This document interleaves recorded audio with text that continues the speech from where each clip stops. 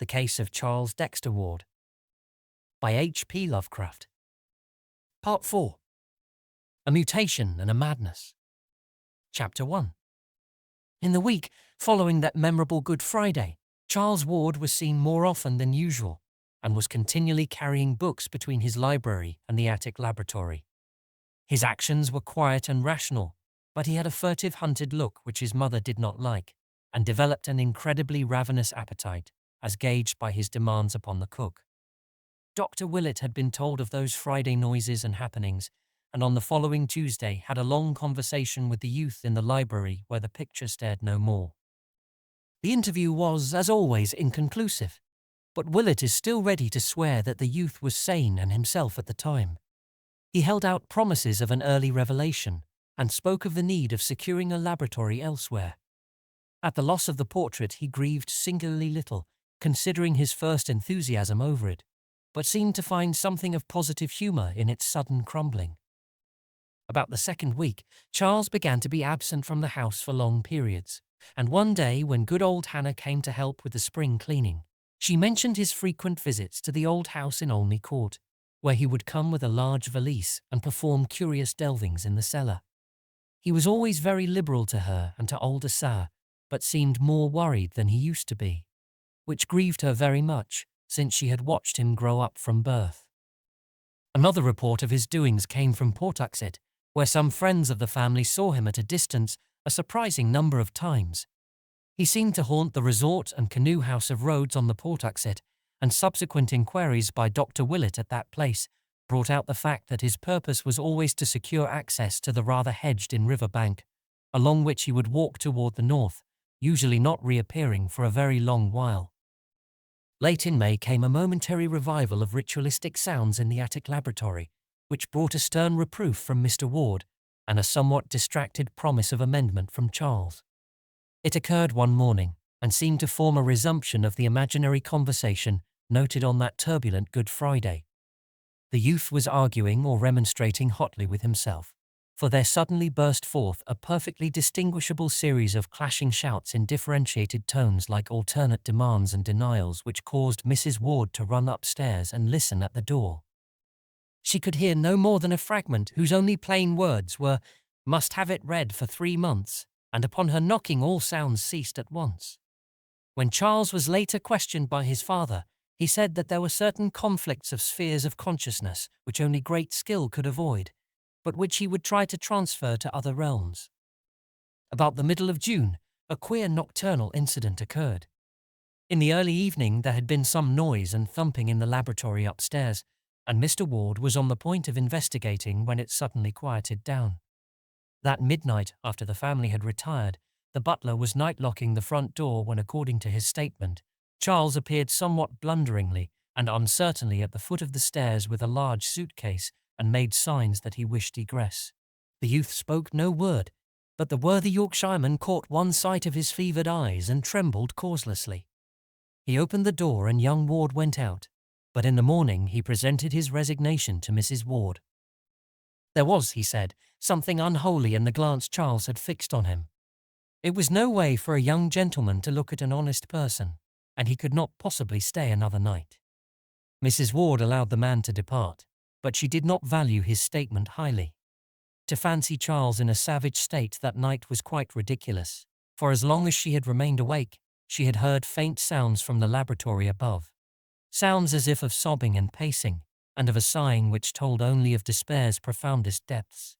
Mrs. Ward had grown used to listening for sounds in the night, for the mystery of her son was fast driving all else from her mind. The next evening, much as on another evening nearly 3 months before, Charles Ward seized the newspaper very early and accidentally lost the main section. The matter was not recalled till later, when Dr. Willett began checking up loose ends and searching out missing links here and there. In the journal office he found the section which Charles had lost, and marked 2 items as of possible significance. They were as follows. More cemetery delving. It was this morning discovered by Robert Hart, night watchman at the North Burial Ground, that ghouls were again at work in the ancient portion of the cemetery.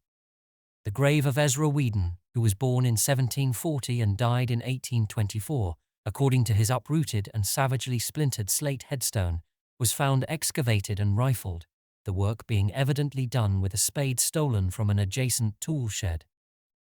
Whatever the contents may have been after more than a century of burial, all was gone except a few slivers of decayed wood.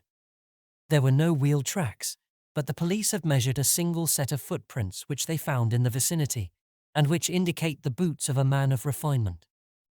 Hart is inclined to link this incident with the digging discovered last March, when a party in a motor truck were frightened away after making a deep excavation. But Sergeant Riley of the second station discounts this theory and points to vital differences in the two cases. In March, the digging had been in a spot where no grave was known, but this time a well-marked and cared-for grave had been rifled with every evidence of deliberate purpose, and with a conscious malignity expressed in the splintering of the slab, which had been intact up to the day before. Members of the Whedon family, notified of the happening, expressed their astonishment and regret, and were wholly unable to think of any enemy who would care to violate the grave of their ancestor. Hazard Whedon of 598 Angel Street recalls a family legend according to which Ezra Whedon was involved in some very peculiar circumstances, not dishonorable to himself, shortly before the Revolution, but of any modern feud or mystery he is frankly ignorant. Inspector Cunningham has been assigned to the case and hopes to uncover some valuable clues in the near future. Dogs noisy in Pawtuxet. Residents of Pawtuxet were aroused about 3 a.m. today by a phenomenal baying of dogs which seemed to center near the river just north of Rhodes-on-the-Pawtuxet. The volume and quality of the howling were unusually odd, according to most who heard it, and Fred Lemdin, night watchman at Rhodes, declares it was mixed with something very like the shrieks of a man in mortal terror and agony. A sharp and very brief thunderstorm, which seemed to strike somewhere near the bank of the river, put an end to the disturbance. Strange and unpleasant odours, probably from the oil tanks along the bay, are popularly linked with this incident, and may have had their share in exciting the dogs. The aspect of Charles now became very haggard and hunted, and all agreed in retrospect that he may have wished at this period to make some statement or confession from which sheer terror withheld him. The morbid listening of his mother in the night brought out the fact that he made frequent sallies abroad under cover of darkness, and most of the more academic alienists unite at present in charging him with the revolting cases of vampirism, which the press so sensationally reported about this time, but which have not yet been definitely traced to any known perpetrator. These cases, too recent and celebrated to need detailed mention, involved victims of every age and type and seemed to cluster around two distinct localities: the residential hill and the North End, near the Ward home, and the suburban districts across the Cranston line near Pawtuxet.